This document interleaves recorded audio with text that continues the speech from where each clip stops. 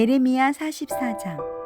애굽 땅에 사는 모든 유다 사람 곧 믹돌과 다바네스와 놉과 바드로스 지방에 사는 자에 대하여 말씀이 에레미야에게 임하니라. 이르시되 만군의 여호와 이스라엘의 하나님께서 이와 같이 말씀하시니라.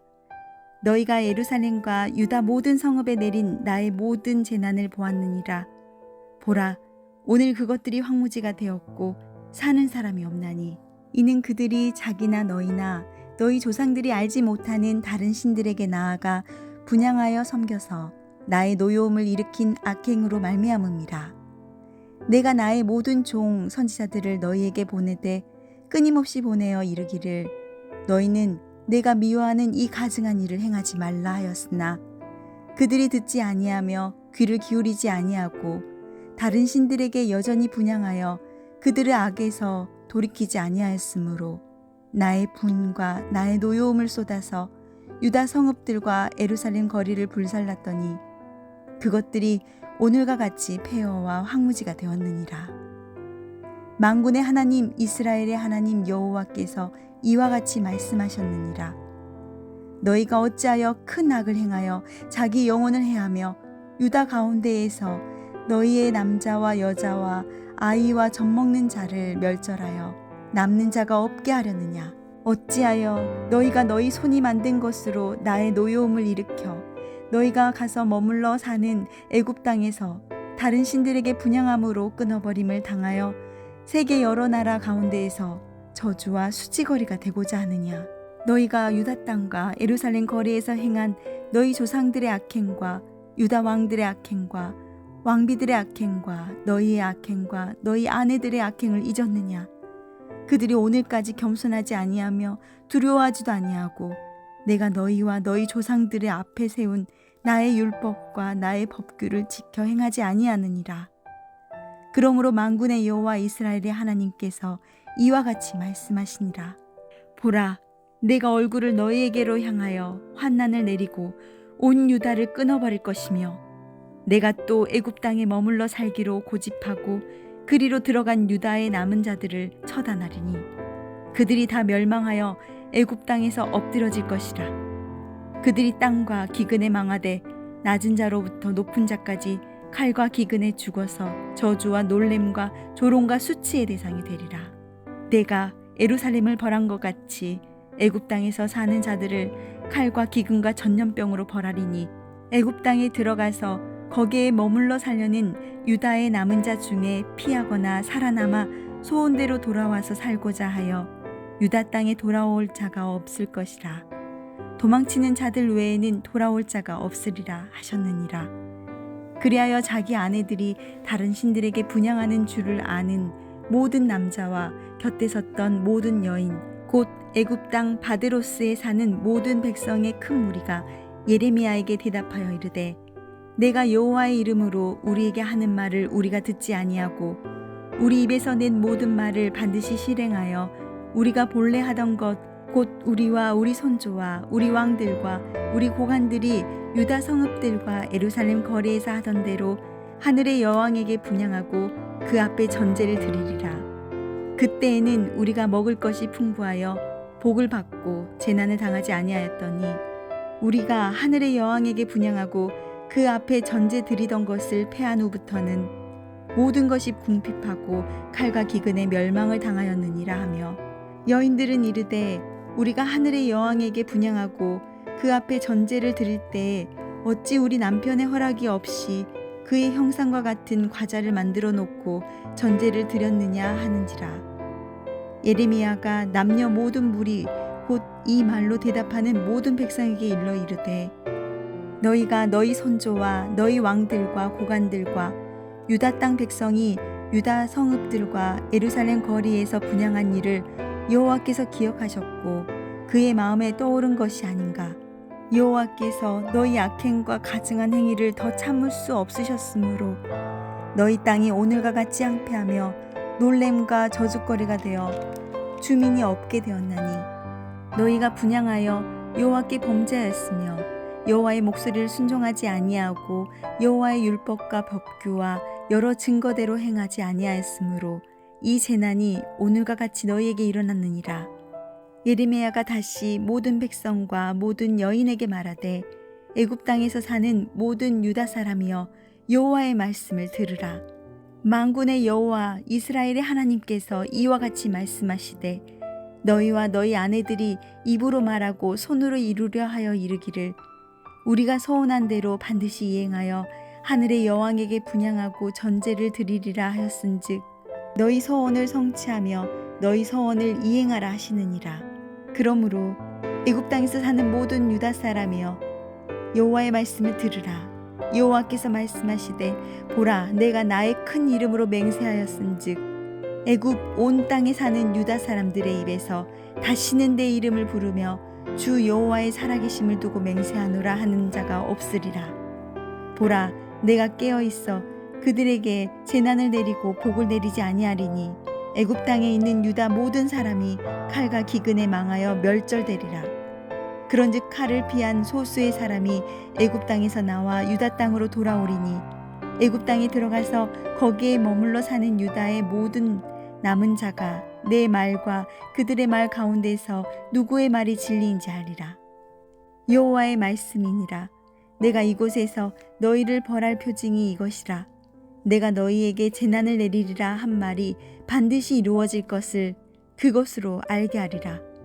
보라 내가 유다의 시드기야 왕을 그의 원수 곧 그의 생명을 찾는 바벨론의 느부갓네살 왕의 손에 넘긴 것 같이 애굽의 바로 호브라 왕을 그의 원수들 곧 그의 생명을 찾는 자들의 손에 넘겨주리라.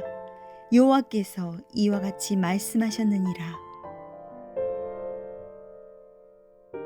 하늘에 계신 우리 아버지여, 이름이 거룩히 여김을 받으시오며 나라가 임하옵시며 뜻이 하늘에서 이룬 것 같이 땅에서도 이루어지이다. 오늘날 우리에게 일용할 양식을 주옵시고 우리가 우리에게 죄 지은 자를 사하여 준 것 같이 우리 죄를 사하여 주옵시고 우리를 시험에 들게 하지 마옵시고 다만 악에서 구하옵소서. 대개 나라와 권세와 영광이 아버지께 영원히 있사옵나이다. 아멘.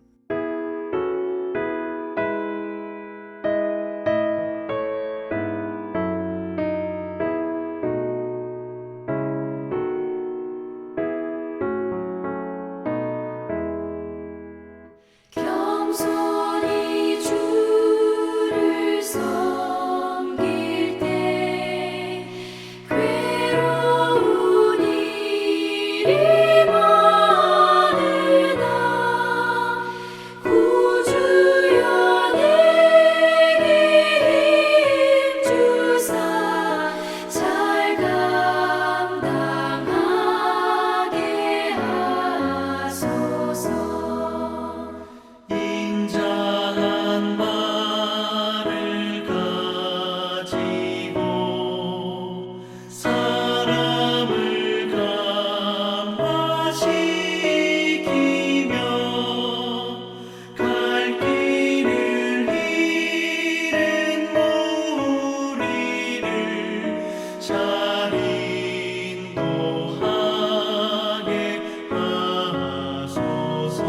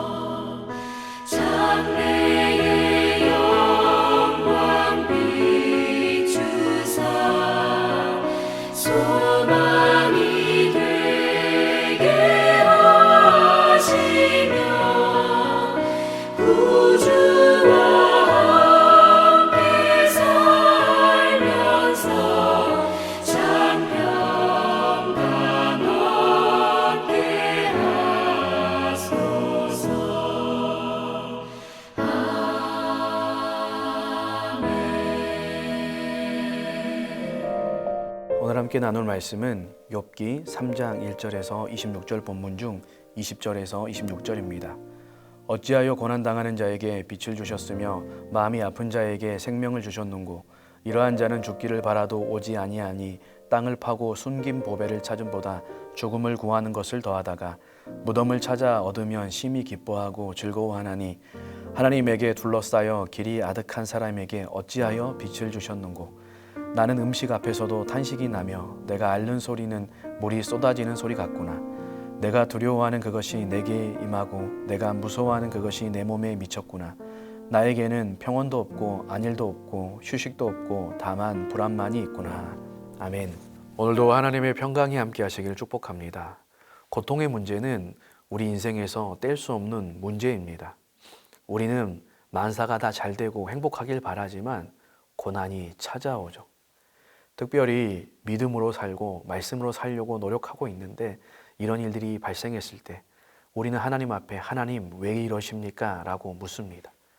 욥기는 바로 오늘을 살아가는 이 그리스도인들에게 주시는 말씀인 것이죠. 앞서 보면 사탄이 욥의 믿음이 거짓됨을 증명하기 위해서 가져온 고통은 정말 잔인하고 혹독했죠. 하루아침에 가산을 다 탕진하고 파산하게 만듭니다. 그 소식을 듣고 충격이 가시기도 전에 큰아들 집에서 우애 있게 식사의 교제를 나누고 있던 모든 자녀들이 한날 한시에 죽습니다. 하루아침에 연달아 들리는 이 충격적인 상황 앞에서 욥이 어떻게 반응했습니까? 1장 21절에 주시니도 여호와시요 거두니시도 여호와이시니 여호와의 이름이 찬송을 받으실지어다 라고 하면서 욥이 하나님을 원망하지 않고 범죄하지 않았다고 합니다. 그러자 사탄이 그의 소유만 건드려서는 소용없고 결국 그 사람을 치면 믿음을 배반할 겁니다 라고 해서 하나님의 허락하심 안에서 사탄이 발바닥에서부터 정수리까지 종기가 나게 하죠. 욥이 잿더미에 앉아 질그릇으로 그 상처를 긁으면서 부인은 언제까지 온전함을 굳게 지키겠느냐 하나님을 욕하고 죽으라고 하지만 욥이 그때 어떻게 하죠? 2장 10절에 하나님께 복을 받았은즉 화도 받지 아니하겠느냐라고 하면서 입술로 범죄하지 않았습니다. 정말 어떻게 이런 고백을 할 수 있을까? 대단한 믿음의 고백이죠. 여러분이라면 이런 상황 가운데 이렇게 고백할 수 있을까요? 이렇게 고난당하고 있는 욥 앞에 세 친구가 찾아오죠. 처참한 욥을 바라보면서 소리질러 울고 7일간 침묵하며 그의 고난에 동참합니다. 7일의 시간이 지난 후에 드디어 욥이 말을 하기 시작하죠. 그 첫 말이 무엇입니까? 3장 1절에 보니까 그 후에 욥이 입을 열어 자신의 생일을 저주하니라. 자신이 태어난 생일을 저주합니다. 3절 이하에 보면 내가 난 날이 멸망하였더라며 사내 아이를 베었다 하던 그 밤이 그러하였더라며 그러면서 쭉 10절까지 반복적으로 자신의 태어난 날을 저주합니다. 그 이유가 무엇이냐면 10절에 보면 이는 내 모태의 문을 닫지 아니하여 내 눈으로 환난을 보게 하였음이로다. 내가 태어난 날이 없었다라면 이 환난을 보지 않았을 텐데 하나님이 위에서 돌아보셔서 나를 이 환난을 보게 하시는구나 라고 하는 거죠. 그리고 11절 이하에는 내가 모태에서 죽었으면 좋았을 텐데 라는 고백이죠. 그러면서 11절 12절에는 어찌하여를 4번이나 고백합니다. 어찌하여 내가 태에서 죽어 나오지 아니하였던가? 어찌하여 내 어머니가 해산할 때 내가 숨지지 아니하였던가? 어찌하여 무릎이 나를 받았던가? 어찌하여 내가 젖을 빨았던가? 내가 모태에서 죽었으면 그리고 태어나자마자 죽었으면 13절에 내가 평안히 누워서 자고 쉬었을 텐데 이 고난을 겪지 않고 내가 평안히 있을 텐데 쉬었을 텐데 라고 고백하죠. 거기서 그치지 않고 자기가 이렇게 죽었다면 17절에 보면 거기서는 악한 자가 소유를 그치고 거기서는 피곤한 자가 쉼을 얻으며 18절에 거기서는 갇힌 자가 다 평안히 있어 감독자의 호통을 듣지 아니하며 19절에 거기서는 작은 자와 큰 자가 함께 있고 종이 상전에게 놓이느니라. 죽어서 태어나지 않고 다 죽은 자들이 모여있는 거기서는 내가 쉼을 얻고 평안을 얻었을 텐데 지금 욥은 죽음을 내가 죽었더라면 좋았을 텐데, 죽어서 거기에 함께 있었으면 좋았을 텐데라고 하는 것이죠. 이 죽음의 문제, 이 죽음을 생각하고 죽고 싶다라고 고백하는 고난받는 자들에게 찾아오는 가장 무서운 유혹 가운데 하나이죠. 이 현실의 무게를 빨리 벗어버리고 싶은 유혹이죠. 그래서 죽으면 끝이다.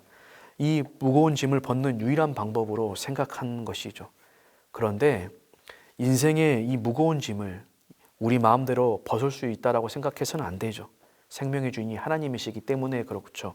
또한 죽는다고 해서 이 모든 문제가 해결되는 것이 아님을 우리는 알고 있습니다. 그러면서 20절 이하에 어찌하여 고난을 당하는 자에게 빛을 주셨으며 마음이 아픈 자에게 생명을 주셨노. 하나님께서 이렇게 고난당하고 있는데 왜 빛과 생명을 주셔서 자신에게 고난을 당하게 하시고 아픔을 겪게 하시는가? 그러면서 23절에 하나님에게 둘러싸여 길이 아득한 사람이다. 정말 죽고 싶고 벗어나고 싶은데 하나님께 둘러싸여 있다. 길이 막혀 있다는 것입니다. 그래서 26절에 보면 나에게는 평온도 없고 안일도 없고 휴식도 없고 다만 불안이 있다라고 하나님 앞에 탄식하며 한탄하고 있습니다. 어찌하여 묻고 정말 죽고 싶다. 그런데 죽을 수 없다. 하나님 왜 그러십니까? 고백하는 것이죠. 여러분, 그런데 이 부분 앞에서 믿는 자가 이런 말을 해도 될까? 차라리 태어나지 않았다라면, 차라리 죽는 것이 더 낫겠다라고. 이 말하는 거 불신앙이고 하나님 앞에 불경한 말 아닙니까? 믿음이 정말 좋은 사람이라면 이런 말을 해서도 안 되고, 울어서도 안 되고, 낙심해서도 안 되고, 슬퍼해서도 안 되는 거 아닙니까? 라고 생각하는 사람들이 있습니다. 나는 이렇게 느껴서는 안 되라는 책의 부분인데, 내가 무기력해하고 불안을 느끼는 것은 아주 나쁘다. 그러나 거기다가 죄책감까지 느낀다. 그리스도인이기에 무력감을 느껴서는 안 되기 때문이다. 그리스도께서 나를 돌보시기 때문에 나의 염려를 그분께 맡길 수 있어야 된다. 하지만 나는 그러지 못한다. 당연히 이렇게 하는 게 맞지만 그러지 못하는 것이 우리의 실존이죠. 그래서 우리는 이렇게 탄식하며 아파하며 울부짖으며 나아가는 존재인 것입니다. 하나님은 우리의 감정을 억압하는 분이 아니십니다. 욥이 이렇게 1절부터 26절까지 긴 본문 안에서 동일한 말을, 내 생일을 저주하고 내가 죽었으면 좋겠다라는 이 반복적이고 긴 탄식은 그의 괴로움이 얼마나 큰지를 보여주고는 말씀인 것입니다. 욥이 지금 그냥 탄식하고 원망하는 게 아니죠. 여기에 보면 자신에게 일어났던 일에 대한 언급이 없습니다. 그 일에 대한 원망이 나타나 있지 않습니다. 하나님을 향해서 그 사건을 가지고 원망하는 표현이 있지 않습니다. 욥은 단지 자신이 정말 믿고 있는 대로 주시면서 취하시는 그 하나님, 복도 재앙도 주시는 그 하나님이 이 모든 것들을 주관하고 계시는데, 그래서 결국 이 아픈 현실을 가지고 그 하나님 앞에 나아가 있는데, 생각하고 아무리 생각하지만 왜 자신에게 이런 고난이 찾아왔는지, 왜 하나님께서 이러한 고난을 허락하시는지 이해가 되지 않는 것이죠. 재산을 다 잃은 것도 힘들지만 모든 자녀, 이 10자녀를 잃은, 한꺼번에 잃은 이 부모의 심정이 어떠할까요? 차라리 내가 없었더라면 우리 자녀에게 이런 일이 발생하지 않았을 텐데, 이렇게 고백하며 나아가는 것이죠. 여러분, 욥처럼 하나님이 나를 버리셨다라고, 나를 대적하신다라고 느끼신 적이 있으십니까? 하나님은 우리 인생의 가장 깊고 소중한 것을 건드리시면 우리가 이렇게 느낄 때가 있습니다. 나의 믿음과 신앙과 삶을 송두리째 하나님이 흔드시러 버리시는 것이죠. 욥기 13장 15절에 욥이 말한 것처럼 하나님이 나를 죽이실지라도, 하나님이 나를 죽이시는 것처럼 느낄 때가 있는 것이죠. 하나님이 전능하시고 선하신 나의 아버지신데 왜 나를 이런 상황에, 이런 절망 가운데 넣으시는가? 다른 문제라면 전혀 이런 마음을 갖지 않을 텐데 왜 하나님이 이러한 일을 나에게 하시는가? 하나님으로부터 이것이 주어졌다라고 생각할 때 우리는 이럴 수 있는 것이죠. 이러할 때 어떻게 해야 합니까? 욥기는 우리에게 말씀해 주고 있습니다. 그 상처투성이인, 정말 그 고통에 몸부림치는 그 있는 모습 그대로 하나님 앞에 나아가서 하나님 어찌하여, 하나님 어찌하여, 하나님 어찌하여, 하나님 어찌하여, 하나님 왜 저한테 이러십니까? 하나님 차라리 정말 제가 태어나지 않았더라면 하나님 왜 저에게 빛과 생명을 주셔서 저를 둘러 보호하셔서 이러한 일을 당하게 하십니까? 하나님이 저에게 선하신 하나님이신데, 하나님이 저의 인생을 주관하시는 주권자이신데 왜 저에게 이러십니까? 라고 하나님 앞에 탄식하며, 하나님 저 너무 힘듭니다. 너무나 고통스럽습니다. 하나님 죽는 게 차라리 낫습니다. 라고 악을 써대면서 울부짖으면서 하나님 앞에 솔직하게 나아가는 것이죠. 아프면 아프다고, 슬프면 슬프다며, 괴로우면 괴롭다라고 하나님 앞에 나아가는 것이죠. 묻는 것이죠. 탄식하는 것이죠. 그 앞에 있는 것이죠. 이것이 성경에서 우리 가운데 보여주는 믿음의 모습이라는 것입니다. 여러분, 성경에 보면 시편에서도 정말 많은 부분을 차지하는 시편이 이 탄식의 비탄심. 여러분, 엘리야 선지자도, 에레미야 선지자도 마찬가지로 탄식했습니다. 하박국 선지자도 탄식했죠. 특별히 우리 주님께서도 십자가에서 하나님을 향하여 엘리 엘리 라바 사박다니, 나의 하나님 어찌하여 나를 버리셨나이까? 라고 하나님 앞에 외치셨습니다. 하나님 앞에 힘든 모습 그대로, 고난의 문제를 가지고 그대로 나아가 그 앞에 울부짖으며 한탄하며 하나님 앞에 나아가는 이 모습, 이 자체가 믿음인 것입니다. 그래서 야고보서에는 너희 중에 고난당하는 자가 있느냐? 그는 기도할 것이요.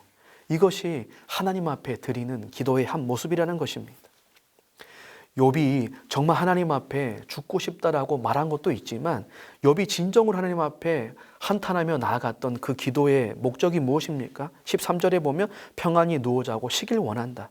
17절에 소요가 그친 삶, 안식하는 삶을 갈망한다. 22절에서는 심히 기뻐하고 즐거워하고 싶다. 26절에서는 불안이 아닌 평안과 안일과 휴식을 갈망하는 것입니다. 하나님, 너무 괴롭습니다. 저에게 좀 알게 하시고 저를 좀 살게 하시고 저에게 평온과 안일과 휴식을 좀 허락하여 주시옵소서라고 그 하나님 앞에 나아가 그렇게 외쳤던 것입니다. 이렇게 하나님 앞에 탄식하며 울부짖으며 하나님 앞에 머물 때 하나님은 이것을 기도로 들으시고 그 가운데 함께 하시며 빛과 생명을 주시고 우리를 둘러싸 보호하시며 숨쉬게 하시며 먹고 살아가게 하시며 버티고 견디게 하시고 결국은 그 하나님께서 평안과 쉼과 위로와 소망과 안식을 얻게 하여 주신다는 것입니다. 우리의 연약함을 체휼하신, 우리의 연약함을 겪으신 그 주님께서 우리와 함께 하시며 우리를 도우시는 것이죠. 그러면서 욥이 13장 15절에서 그가 나를 죽이실지라도, 나를 죽이시는 것 같이 느끼지만 나는 그를 의리하리니 라고 하면서 나는 믿음으로 그럼에도 불구하고 하나님을 의리한다 라고 고백하는 것으로 우리의 고백을 받고 가시는 것입니다. 사랑하는 성도님들, 힘드십니까? 괴로우십니까? 아프십니까? 그 모습 그대로 하나님 앞에 나아가 울부짖으십시오. 우십시오. 고백하십시오. 이것이 믿음의 기도, 의인의 기도이며 이것이 믿음이고 소망이고 영광이고 평강입니다. 또한 아직 인생의 문제에 그런 고난이 찾아오지 않으셨습니까? 하나님께서는 우리를 훈련하기 위해서 이러한 고난을 허락하십니다. 하나님의 영광을 위한 고난, 까닭 없이 하나님을 경외할 수 있도록 허락하시는 고난입니다. 이때가 있음을 기억하면서 우리는 기도로 준비해야 됩니다. 하나님, 이러한 고난이 찾아왔을 때 까닭 없이 정말 하나님을 믿고 하나님을 목적 삼고 오직 하나님만을 예배하며 경외하며 정말 살아갈 수 있도록 하나님 도와주시옵소서. 하나님, 이런 상황 가운데서도 사탄의 시험에 빠지지 않게 하시고 악에서 구해 주시옵소서. 정말 잘 건디고 버티며 믿음에서 떠나지 않게 하여 주시옵소서. 하나님의 영광을 위해 이 고난을 잘 감당할 수 있도록 도와주시옵소서. 그러면서 욥처럼 하나님, 나를 죽이실지라도 나는 하나님을 의뢰하겠습니다라고 믿음으로 살아갈 수 있도록 함께하여 주시옵소서라고 기도하며 준비할 수 있기를 바랍니다. 이 고난의 문제 앞에 욥처럼 기도하고 고백하며 하나님 앞에 머무시고 또 이때를 지혜롭게 기도하며 준비하며 나아가는, 그래서 이 고난의 때를 잘 이겨내고 하나님이 정말 주시는 영광과 평강 가운데 나아가시는 우리 모든 사랑하는 성도님들 될 수 있기를 예수님의 이름으로 축복합니다. 기도하겠습니다. 하나님 아버지, 하나님의 영광과 우리의 신앙의 연단을 위하여 찾아오는 고난 가운데 탄식하며 나아갈 수밖에 없는 우리이지만 하나님 앞에 탄식하며 부르짖을 때 하나님 우리 가운데 함께 하셔서 숨을 쉬게 하시고 살아가게 하시고 잘 견디고 버티며 끝까지 믿음 안에서 승리할 수 있도록 우리를 도와주시옵소서. 시험에 빠지지 않고 악에서 건져주시옵고 정말 까닭 없이 하나님을 목적 삼고 하나님으로 믿고 예배하며 경외하는 우리의 삶이 되게 하여 주시옵소서. 무엇보다 하나님, 오늘 욥처럼 인생에 찾아오는 고난의 문제로 몸부림치는 우리 사랑하는 성도님들이 있을 텐데 그 모든 고통의 문제를 체휼하시고 경험하신 우리 주님께서 그 가운데 함께 하시며 그 모든 상처를 어루만져 주시며 그 마음을 회복하여 주시며 하나님께서 잘 이겨낼 수 있도록, 그래서 마침내 하나님이 나를 죽이실지라도 나는 하나님만을 의지합니다라고 아버지 그 모든 상황들을 털고 일어나서 하나님 앞에 나오며 기쁨과 즐거움과 소망 가운데 살아갈 수 있도록 함께하여 주시옵소서. 예수님의 이름으로 기도합니다. 아멘.